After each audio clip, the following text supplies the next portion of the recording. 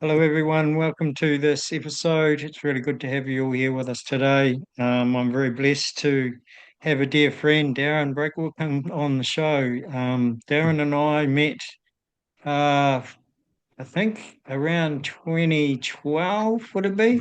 It was, yeah, start of 2012. Yeah, at a men's retreat, wasn't it? Yeah, it was, yeah, From John. yeah, and Topop, yeah. Yeah, in Taupo. Yeah, well. So yeah, and we went to two of them. We had two that we were both at, and then we got invited to a third one, which was the Goddess one. Oh, that's Um, right, yeah.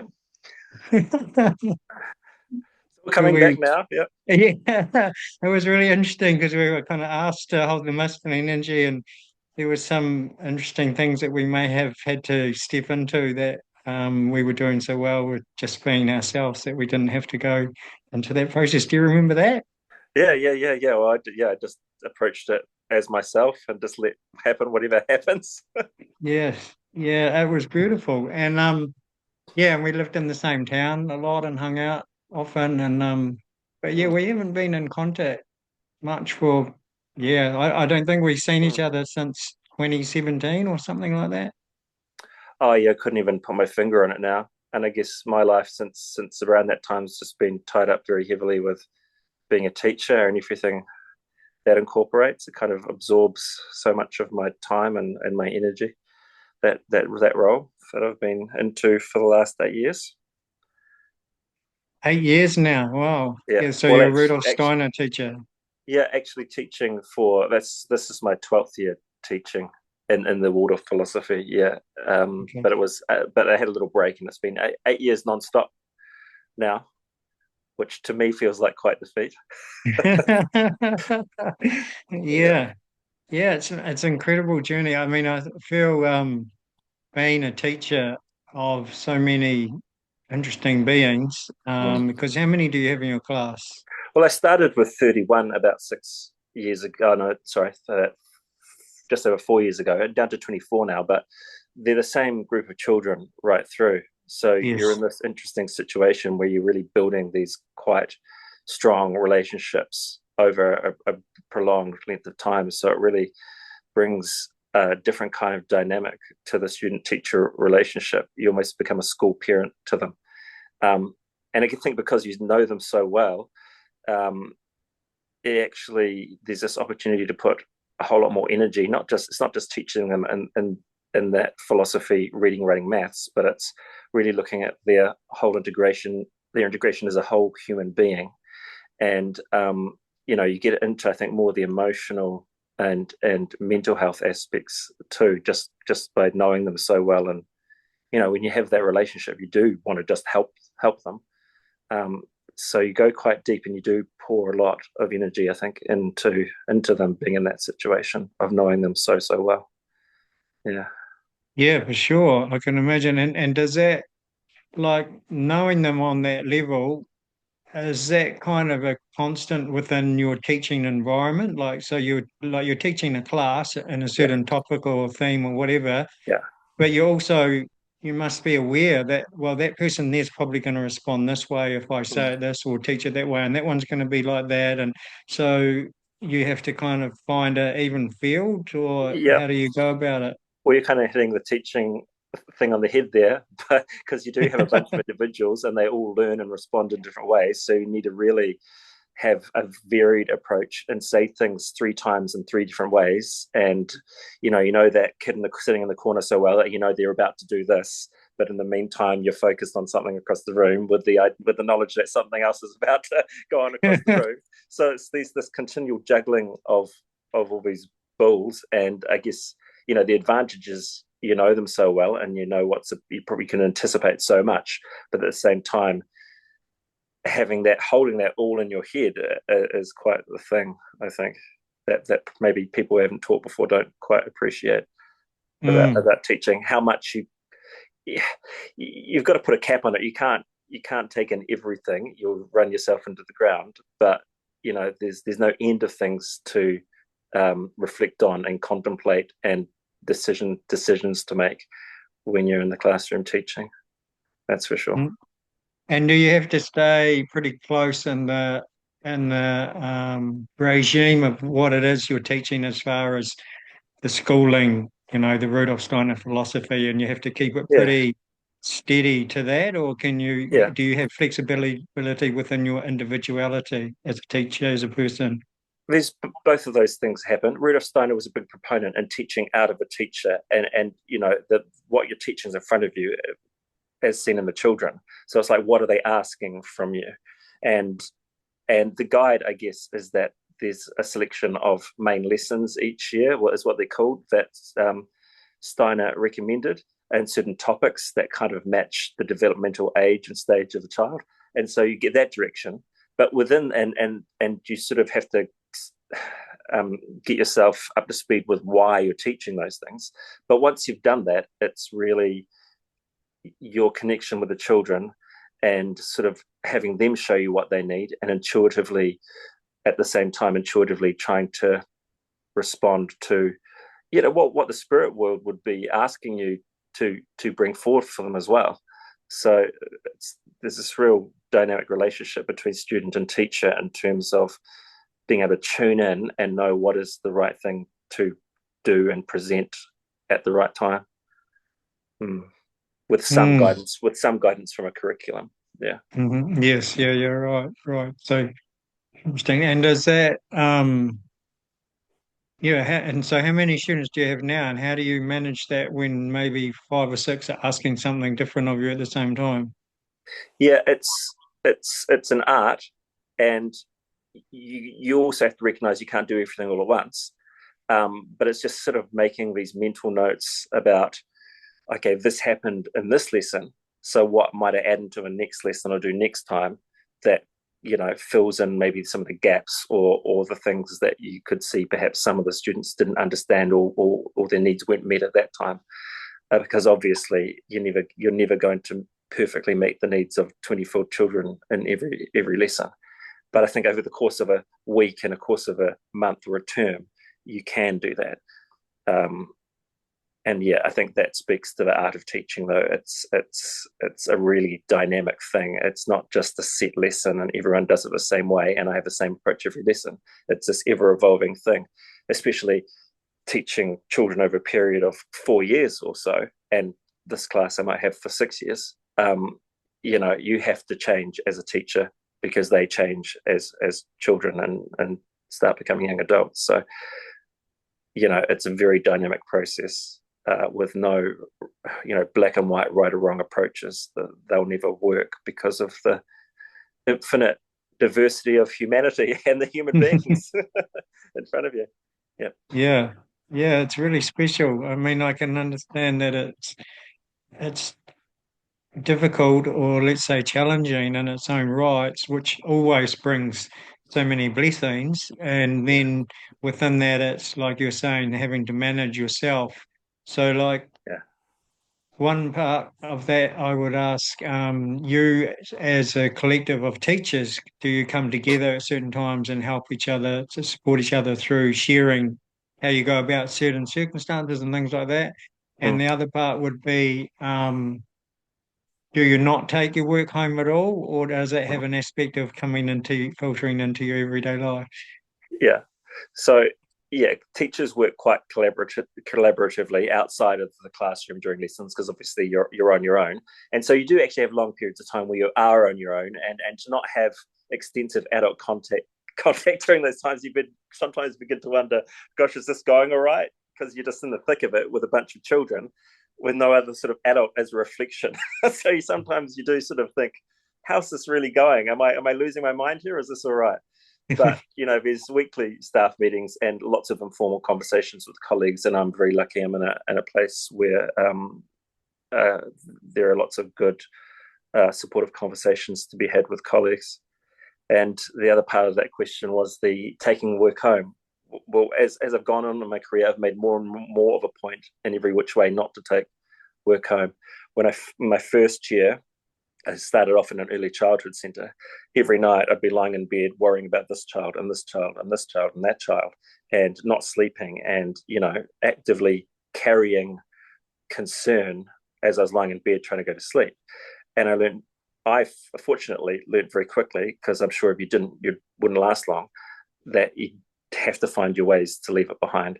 And so as I hopped in the car after work, I would uh, do a prayer to Archangel Michael to, cut all the cords to where I've just been, the workplace and the people there, and give all that energy to the.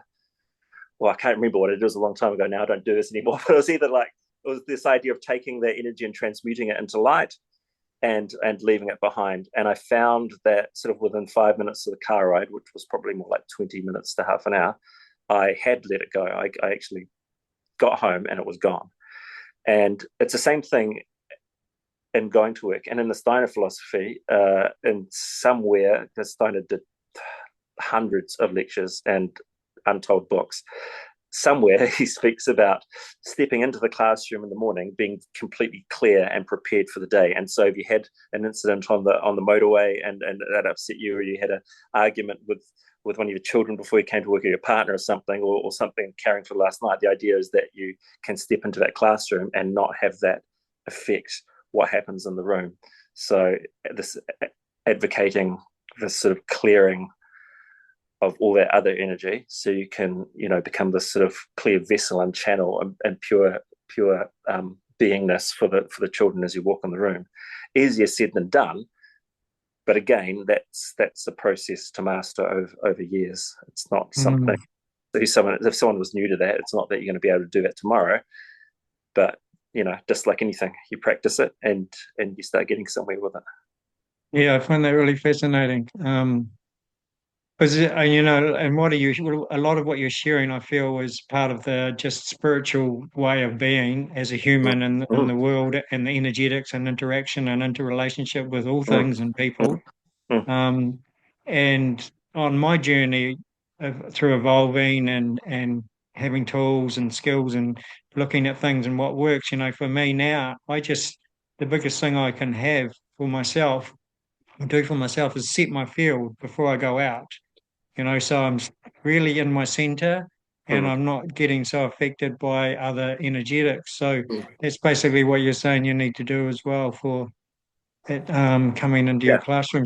So do yeah, you have meditative tools, or are they tools that you've learnt yeah. yourself? Are they related to the schooling, or a Yeah, bit of both? I guess I've just learned to do it over time, and now I can't. And I'm pretty sure I did used to use tools, but with all the self development and spiritual work I've done, I can very easily set myself to walk in the right frame of mind. It's kind of a default pattern now that more often than not, I am in this place, regardless if I'm walking to a classroom or not.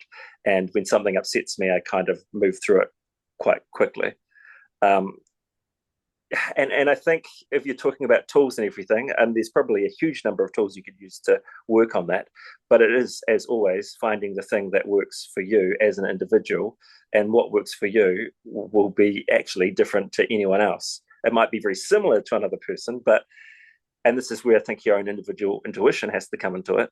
That yes, I can take this tool and this tool, but how do I adapt it so it really suits me and so it really works for me?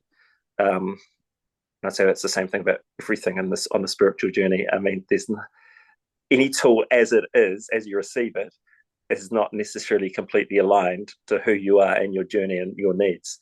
And so it takes us to either, yeah, there's something in this tool for me or not. And if there is, well, then how do I really adapt this to my life and my situation and where I'm at? Because that's what I've done, and I think it works. Because there's like 8 billion individuals on this planet, and everyone has a distinct and unique life, and therefore everyone's going to need a unique and distinct approach to that life.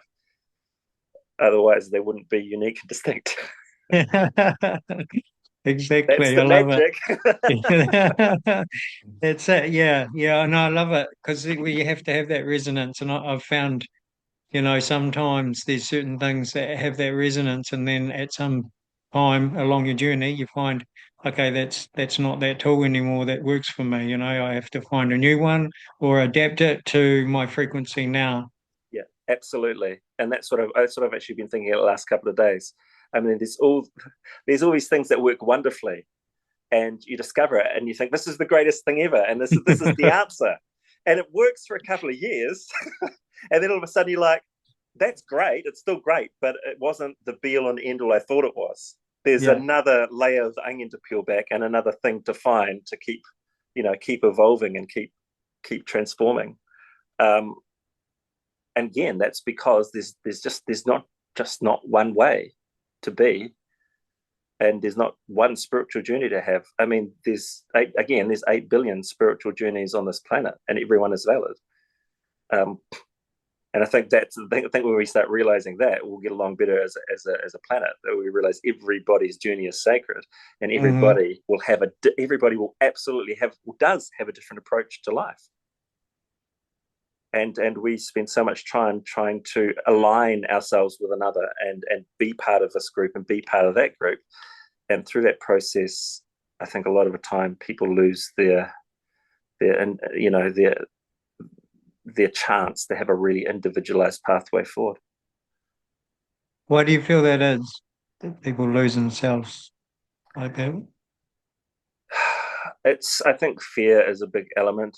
It's the fear of being different. No, you say, how many people do we see that in the world that embrace being different and embrace being one of a kind? They're there, but they're the definite minority.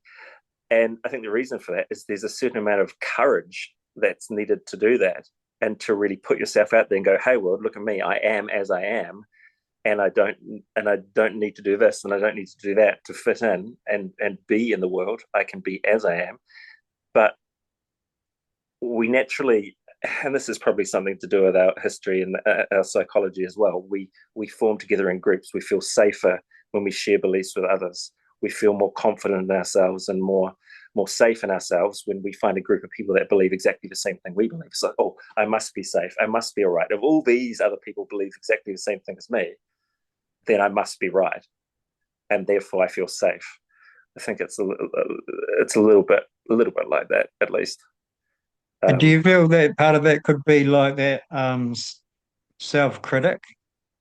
I feel we can often be our worst judgmental self. mm, Even though we might feel judgments from others, mm, we can unconsciously be jumping on ourselves quite strongly. So then being with someone else, giving validation, can help yeah, us feel something that we're not able to give ourselves. yeah, absolutely. Well, I mean, if there's judgment inside, it's going to be reflected on the outside, whether it's a projection of a judgment towards someone else, or the manifestation of external judgment towards us. Um, yeah. So did I answer the question? Yeah, fully. Yeah, I mean, I've always enjoyed your energy. Like I Thank really you. found the whole time we've been journeying together that I resonate with your expression. And we used to have a lot of conversation. We go, yeah, yeah, yeah, oh yeah, yeah, yeah, even though we Yeah, were individually ourselves. And I feel we yeah, allowed each other to be that way. yeah. And so I feel you have a lot of integrity. And I know you had a journey or have a journey of being a psychic doing Mm, clairvoyant readings. Are you mm. still doing your readings?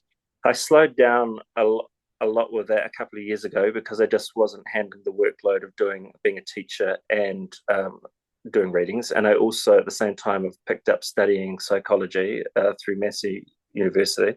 So I'm doing that. So the readings are taking a back seat at the moment.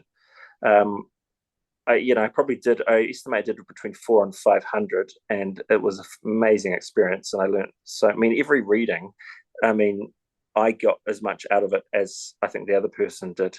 They were just continual learning experiences. And I would love to keep doing them in the future, because there's something just very special about that space and those conversations that happen. Especially if you're meeting someone who you really resonate with, which should be the way really. If you're looking to really get somewhere with readings and clients, and the client's looking to get something from the reader, well, then you're looking for a resonance, because that's Mhm. where it's all going to come from. And so I've replaced that a little bit with some TikTok videos and Instagram videos, just to practice that psychic muscle a little bit. But even now with that, it's getting a bit much.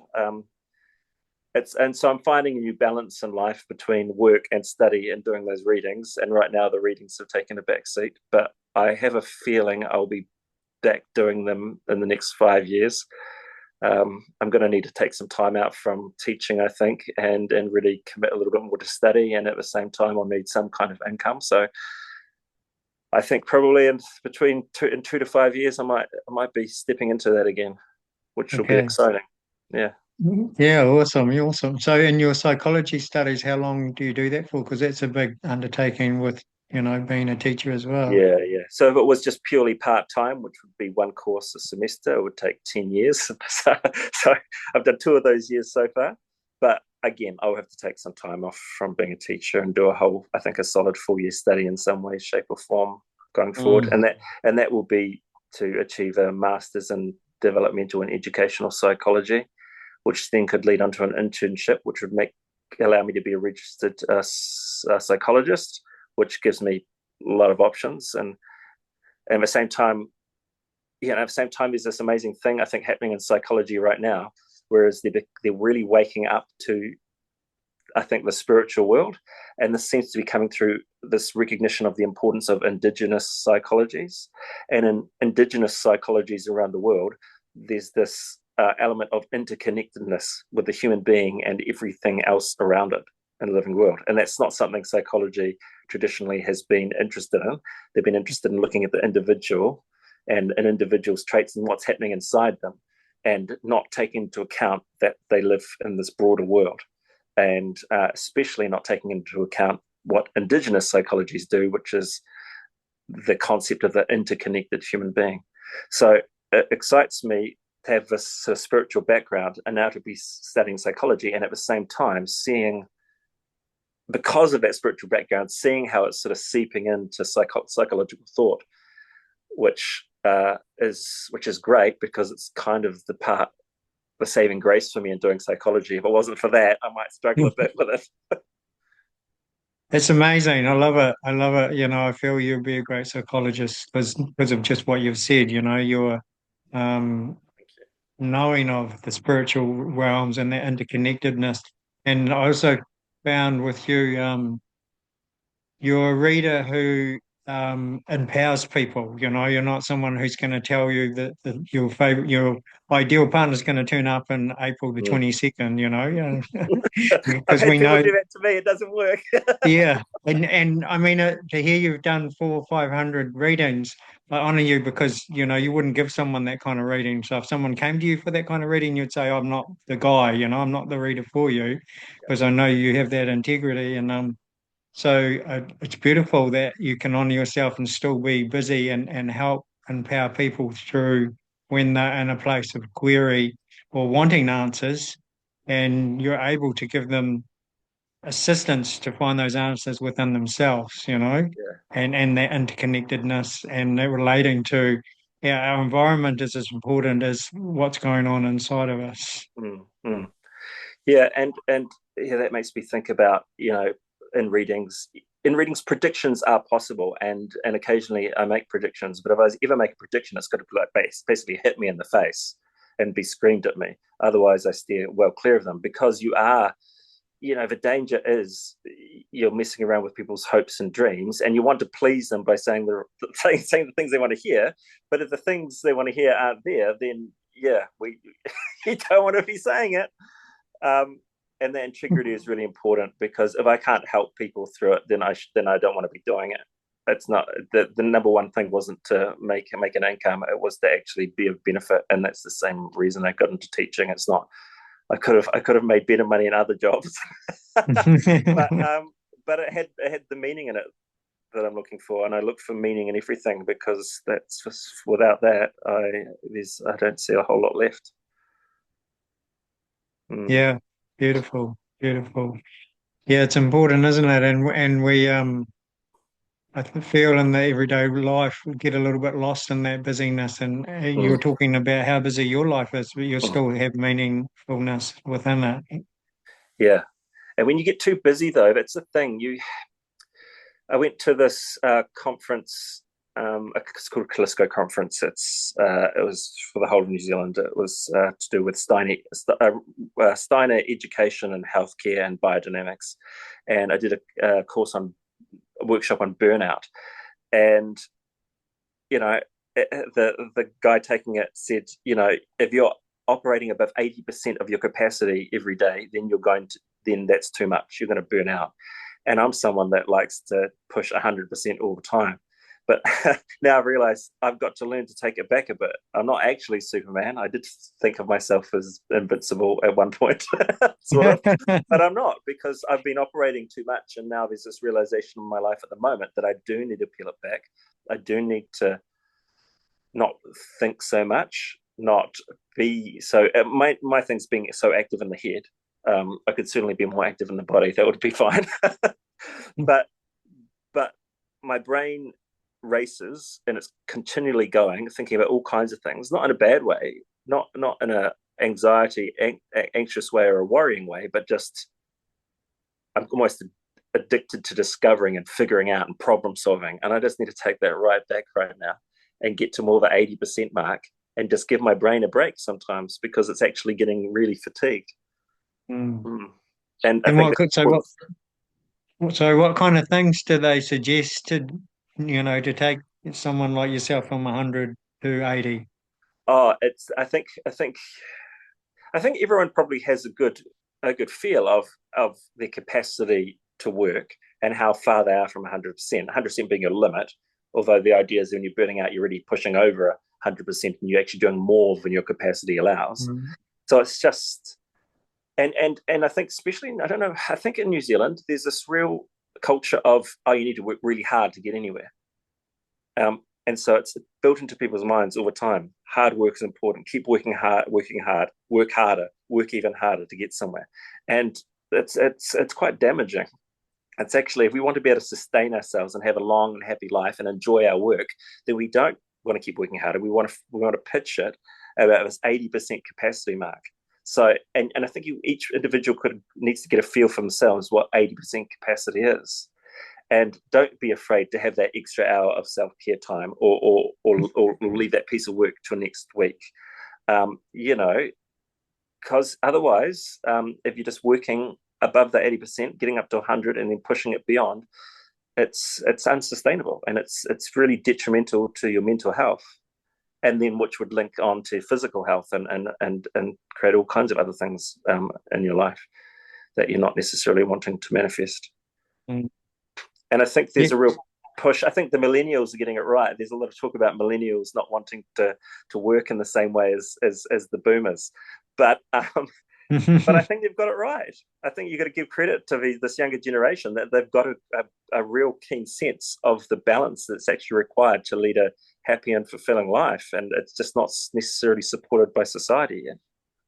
No, that's right. Yeah, that's it. I definitely have to create a new template for sustainability in the working environment, because we do have to honour ourselves and Mm. have a balance, and what does a balance look like? I feel that can be quite an individual thing.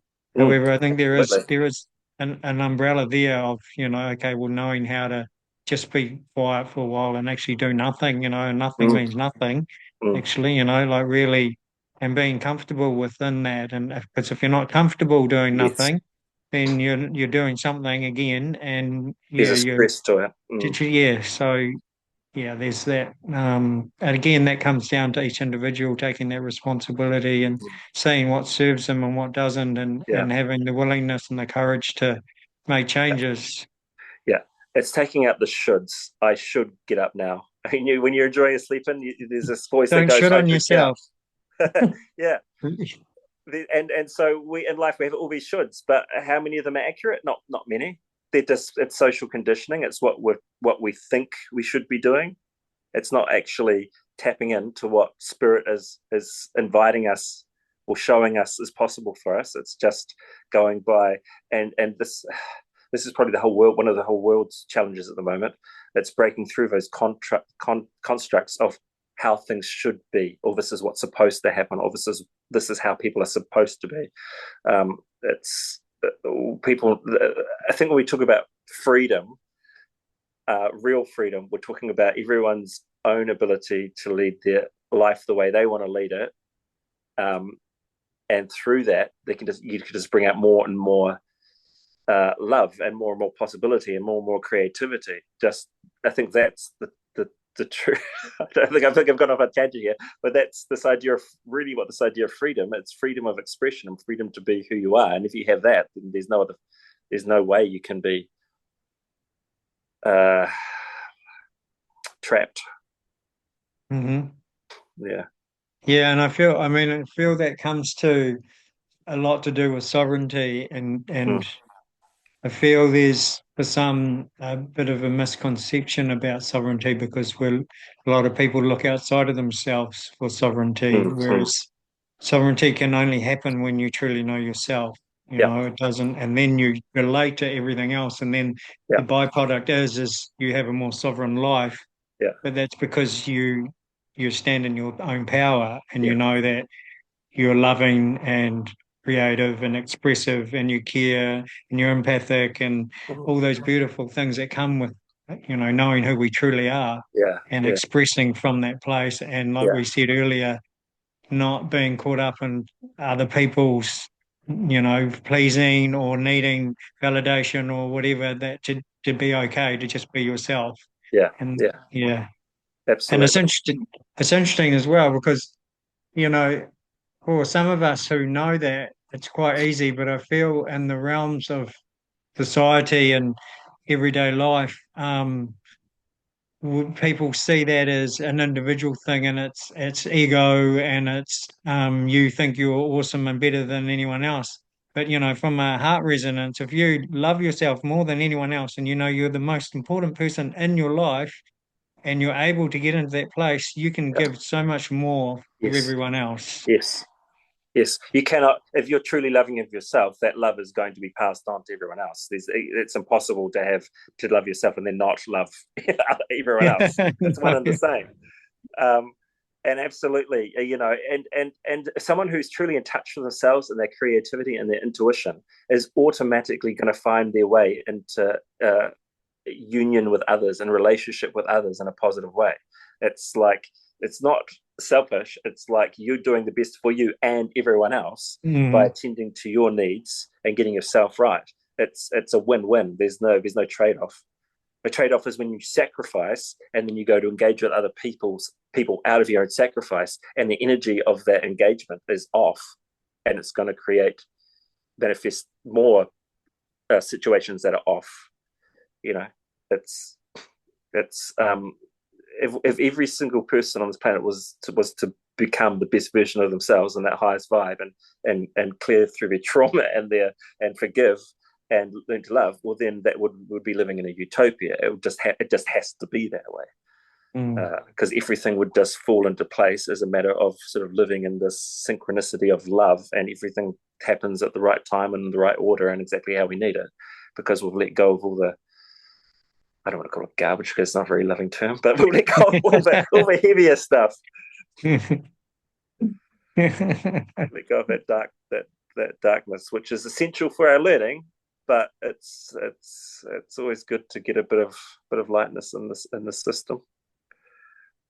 Yeah, totally. And it's not beyond any of us, It's just like stepping into that and saying, okay, well, even if someone doesn't have a clue how to start or where to start, if you just say, well, I'm going to give it a shot, someone will turn up in your life that can assist you, or you'll get caught in a conversation like it's just a yes. I found with my journey when I had a Mm. big shift, and I just went, okay. I'm not enjoying my life anymore. I don't know what to do, but what is life really about? That's all I asked. And the universe went, here, I'll show you, and just Yeah, dumped a whole lot of new yeah, stuff at me. yeah, yeah. Yeah, it's just a matter of ask. Sometimes it is just a matter of asking, but it's also a matter of asking from a point of no expectation and a point of real honesty. Like, what's okay? So what's here from me? What's here for me? And as soon as you put an expectation on it, you're putting a stick in the spokes, and Mhm. it's not. it's not necessarily easy to do that from a point of no expectation, and often it takes a real grim circumstance to get to that point where you just almost like give up. But but yeah, I just give up, just do whatever, and that's when some of those great turns come in, or opportunities come in, when you just totally surrender. And sometimes it takes us to feel beaten down to actually surrender and have that Yeah, experience. it's that crack, eh? The crack that lets the light in. If you Yeah, that term, yeah. yeah. And every day, if you're wanting to, if you're thinking about, what's my next step, I mean, if you just get up in the morning and ask the world, who am I? If you do that every morning, if you just do that every morning, so then it won't take too long before you will stop saying who am I, because you'll be getting all the feedback from the universe to tell you the answer to that question, and then you'll want to break from it. Yeah, and then you have to show up for yourself and start doing the work. Yeah, and that's the thing. Yeah, you do have to show up and start doing the work. Sometimes the work can knock on your door 10, 20 times before you do it, and other times straight off. But it always finds you eventually, despite your resistance, as long as you're still alive and kicking. That's what happened with the course. And I've got a good story about. I did a course in miracles finally after picking up the book for the first time 15 years ago. Mm. I got through maybe to lesson 40 or something. For a brief description, if people don't know what A Course in Miracles is, it's this channeled material, and it's got 365 lessons. Hypothetically, you can do one lesson a day for a year, and you'd have it finished. I took about 16 months. I won't get into any more than that. And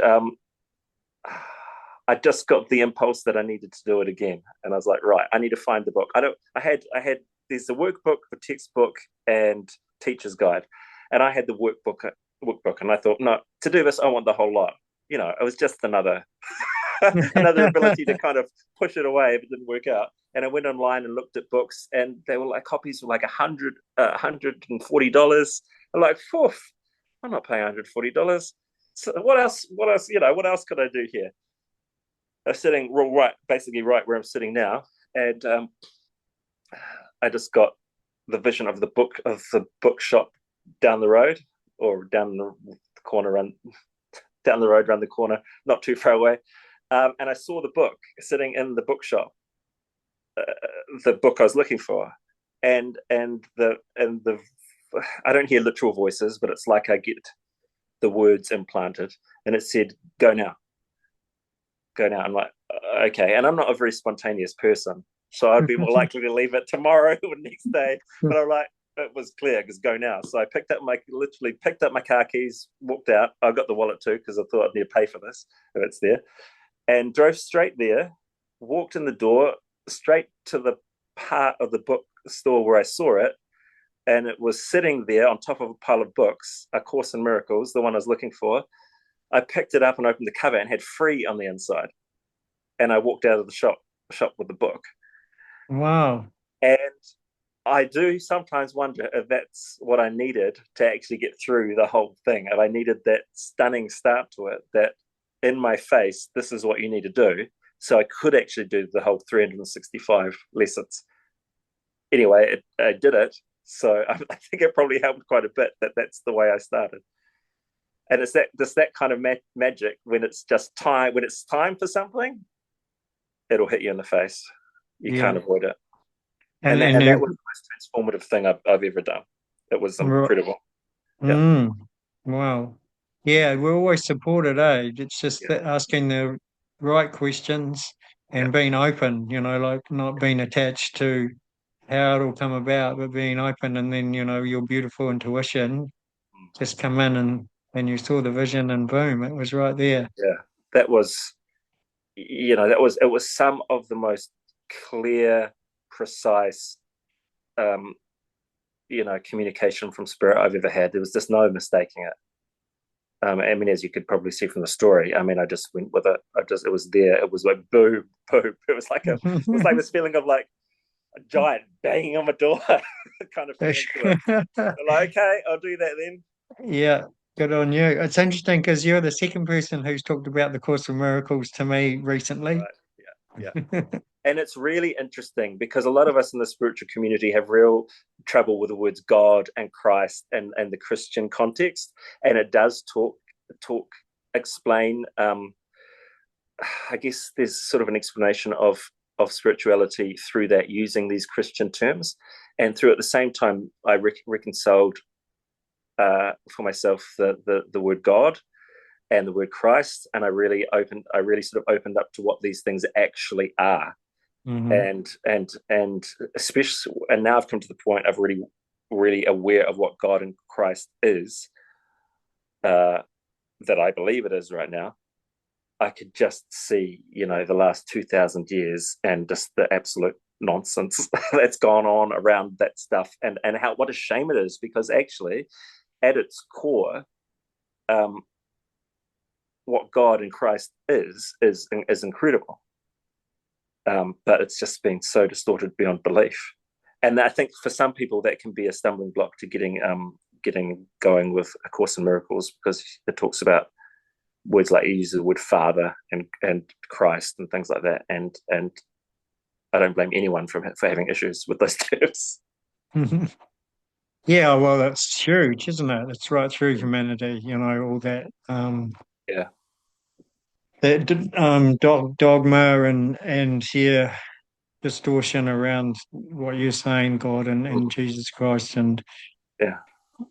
who they truly are and the Mm. amazing beings they are. And Mm. it is, I feel for a lot of people, yeah, and even the Course of Miracles, some people go, is it a Bible or is it religious, and so there's still all those things as well around it. Yeah. But it has got a real air of energy around it, which is similar. It has a slight religious feel, but I think that comes from the fact that it's actually, I almost feel like it was put here to provide those people that have had an experience with Christianity and found it didn't fit with them another way to see it and to understand it, and to go, actually, that little feeling, and this is for me, that I had inside myself when I was a child about Christianity, it's here in this book. It turned out it wasn't through the religion, which just, I remember being young and really believing in God, and having the sense of Christ and Jesus, and then actually having experiences with the church and religious people, or people who call themselves Christians, and just being shocked by it, and then thinking, oh, I must have got all that wrong. I must have been wrong Mm, about God and Jesus. mm. Turns out I wasn't. It turns out the No, you're the opposite actually. You were yeah. bang on. It's interesting because I also had a journey because my sister, my oldest sister, became a Christian when she was, I think, 17 or 18 or something like that. Mm, And my mum was super anti it because she was brought up that way and it was yeah. quite full on for her. Yeah. Anyway, they accepted her, and me and my sister had an amazing relationship. We were like best friends. And at some point, I noted, watched her and how much happier she became and everything. And then I also started seeing bikies and people like that, with the Bible talking about Jesus Christ. And I was like, no, it's quite fascinating. Maybe there's something there. So I Yeah. decided to start going to Sunday school when I Oh was yeah. still at primary school Oh yeah. to explore it. Yeah. And I was the same. I Yeah. Yeah. Yeah. was Yeah. like, what is this? I just don't get it. Like, Yeah, yeah. There's too many people listening to what other people are saying instead of going within themselves, going straight to the source, straight to God, straight to mm. the Christ being, and trying to make those connections and see what comes through that, because that's where you get your truth from the straight from the source, not from the mouths of other people. I mean, gosh, how could we possibly trust human beings with that information? um, Yeah, and it's just been weaponized throughout history, Christianity, sadly, and it just isn't it, as it exists now as a religion. It resembles, in my own opinion, my humble opinion, it resembles very little of what it really is. Yeah. Yeah, true. And I feel, when you come into the more conscious realms and groups and people, Christ consciousness is huge. Unity, consciousness, oneness, God, Christ-like, Sophia, Christ. It's massive, and people really are feeling it, knowing it, and embodying it from that place of pureness and the true essence. Mm. Yeah, absolutely. And I do actually think we're about to step into this second coming of Christ time, and it's right upon us. And Hmm. it is the Christ awakening in each of us. The first time it Yes. was the Christ awakening in Jesus, and now it's time for that Christ awakening in every person that would receive that and allow that to be. Yeah, totally. I often just give myself a moment, go in, and when I'm with people, I go, the Christ within me greets the Christ within you. And Mm. it helps me center myself and come into a more peaceful state and be more receptive of that person and see them in the light that they are. Yeah, yeah, yes, yes, yes. Yeah, and that it makes perfect sense, doesn't it? Because that's what Jesus Christ was like. He was this the and still to this day, if you just take him and his work and the Gospels, I mean, there's no purer vision of humanity than what that man did and who he was. It's just incredible. I mean, please show me someone else that if you believe in the stories, where I think there's enough evidence to believe in the stories because there's four different accounts which all line up very well. It's just it was a phenomenal life and a pivot point for the whole of humanity. Rudolf Steiner talks about that birth of Christ as humanity went into its darkest point, and then when Christ was born, it was able to lift up, and we were able to move towards a spiritual world again and get closer to that. It sort of that time when Christ was born was sort of the darkest, most material time, and it did act, despite all our problems, it has acted as a pivot point for us to start raising our vibration again, um, and getting to a point now where I think spirituality is on the brink of being widely acknowledged as something that's never been acknowledged as before, Mm. through the use of science as well, and the integration of science and spirituality, which is just right there waiting to happen. Yeah, yeah, I feel that's helped. It's made um, things more tangible, it's for people because a lot of people need Mm. something tangible, Yeah. whereas if it's what we might call wishy-washy or airy-fairy or woo-woo or whatever, there's the people who feel it, like you and I and Mm. many others. Mm. But if you're not one of those people, Yeah. you're stuffed. Yeah. Yeah. Yeah. And You've really got to exercise faith. yeah.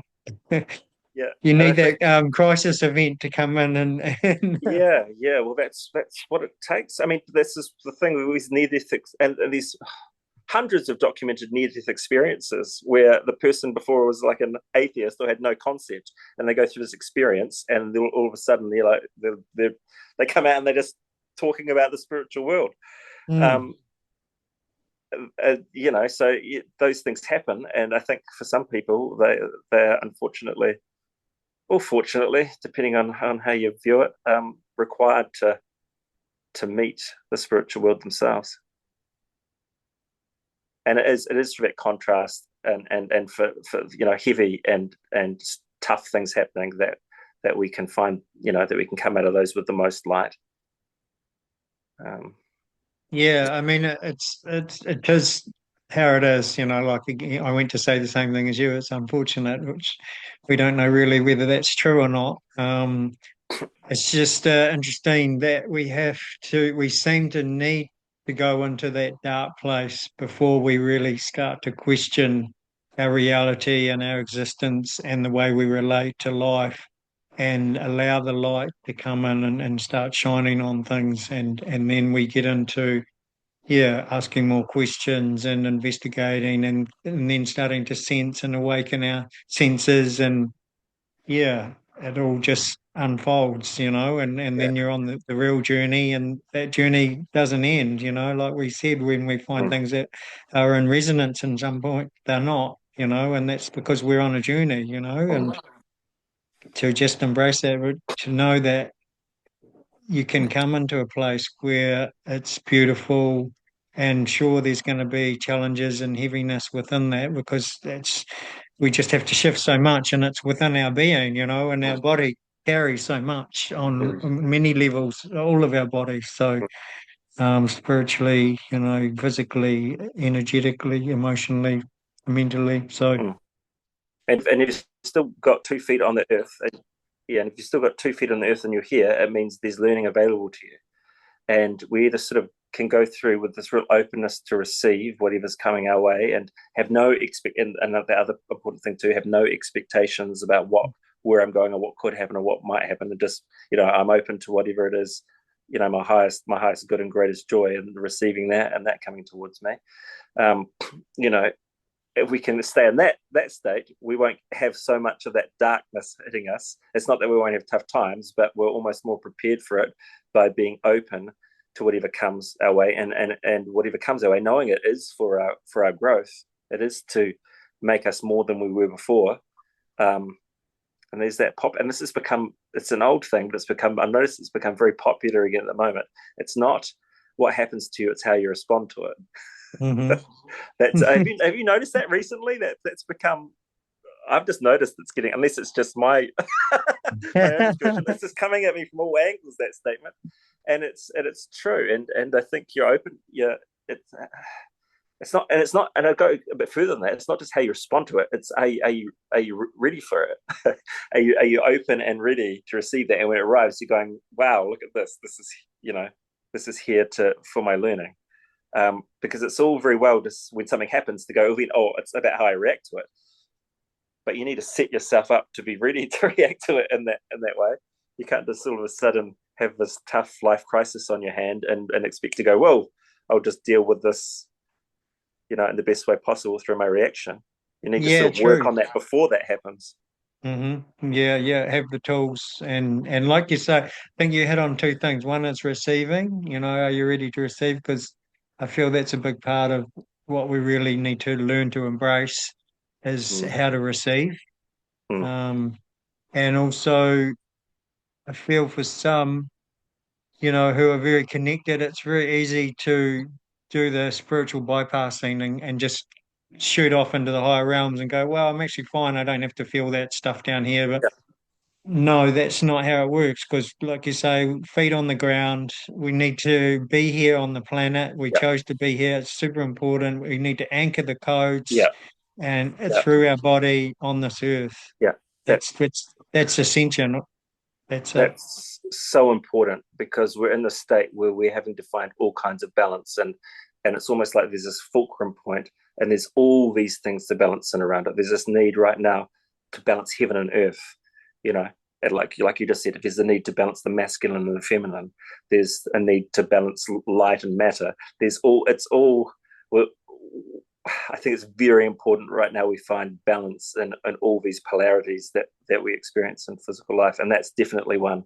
You can go, yeah, like you said, you can want to astral travel and lucid dream and all that stuff. That's all up in the cosmos, and it provides nothing to the real world unless we can balance it with some physical world activity, and it can synergize with that. And the same thing with people that are just deeply materialistic, without a spiritual impulse. There's a huge imbalance there. And so I think that's a sign of, and the other thing, talking about Christ as well, like the idea of Christ would be the balance point between the material and the spiritual, right in the middle. And that's and in the middle of those two things, that fine balance is where you can connect to the Christ impulse. And I just think that sums up the challenge right now for the world. And it can be seen from so many different vantage points. From, like I said, one vantage point, it's masculine and feminine, and another, it's materialism and spirituality. But no matter what it is, everything's requiring balance. Yeah, yeah, for sure. Yeah, beautiful. Oh, I love it. I really enjoyed this conversation. I just want Yes, to great. ask, is there anything you want to share with the listeners before we kind of start to close it up? Yeah, good question. There's so much. So much you can. Yeah, Maybe I that mean, we last, can do another podcast or whatever, it's all good. maybe just that last point. There is this need for balance, and I'll talk about, in political terms right now. We've got extreme right and extreme left who are running so much of a narrative. The meeting point is in the center. If we just dismiss one side or the other side, we're just pulling ourselves further away from the center. We have to meet. We all have to meet somewhere. So we have to walk towards the center all the time. We can't just be repelled by the opposite side. We can't be. And this is and this just using a political one as another sense of balance.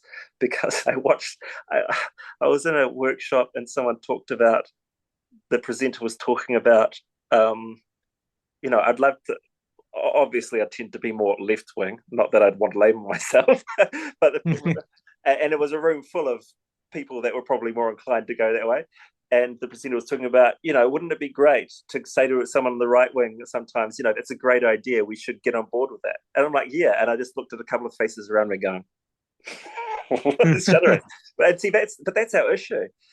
We need to stop labeling each other and finding ways to set ourselves apart and finding where we meet and what is common for us and working with that. Because right now we've got this repelling that is pulling us further and further apart, and it's going to get us absolutely nowhere. Anyone with any sense can see this. So it's like, what can we work on? Where can we meet? What is alike about us?